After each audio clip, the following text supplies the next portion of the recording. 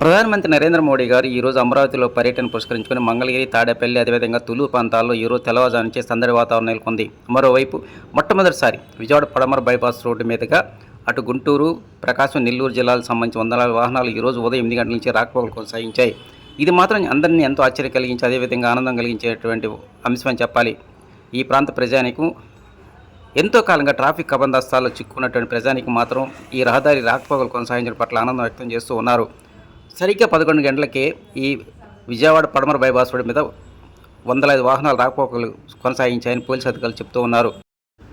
ఇక ఈరోజు సాయంత్రం ప్రధానమంత్రి సభకు సంబంధించి మంగళగిరి, తాడేపల్లి, అదేవిధంగా వివిధ రూరల్ ప్రాంతాల నుంచి పెద్ద సంఖ్యలో ప్రజలను తరలించడానికి ఇప్పటికే వాహనాలు సిద్ధం చేశారు.